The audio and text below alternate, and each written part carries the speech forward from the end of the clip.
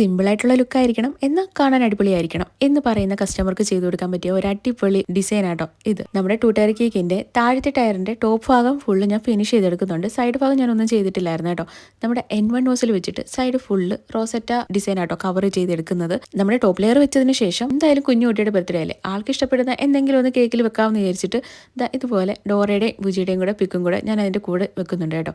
എന്നിട്ട് N1 nozzle വെച്ചിട്ട് തന്നെ കേക്കിന്റെ ടോപ്പിലായിട്ട് ചെറിയൊരു ഡിസൈനും കൂടെ ചെയ്ത് കൊടുക്കുന്നുണ്ട്. എന്നിട്ട് ഹാപ്പി ബർത്ത്ഡേയുടെ ടോപ്പറും കൂടെ വെച്ച് കൊടുക്കുന്നുണ്ട്. ഓവറോൾ നോക്കുമ്പോൾ കേക്ക് കാണാൻ നല്ല ലുക്കാട്ടോ. എല്ലാവരുടെയും സംശയമാണ് ഏതൊക്കെ ടിന്നാണ് ഈ ഒരു 2 ടയർ കേക്ക് ബേക്ക് ചെയ്യാൻ വേണ്ടി എടുക്കുന്നത് എന്നുള്ളത്. ഇത് 2 kg കേക്കാട്ടോ. ഞാനിവിടെ 8 ഇഞ്ചും 5 ഇഞ്ചും ടിന്നാണ് യൂസ് ചെയ്തിരിക്കുന്നത്. ഓരോ കേക്കിലും 4 ലെയർ വെച്ച് കട്ട് ചെയ്യാൻ പറ്റുന്ന രീതിയിലാണ് എടുത്തിരിക്കുന്നത്.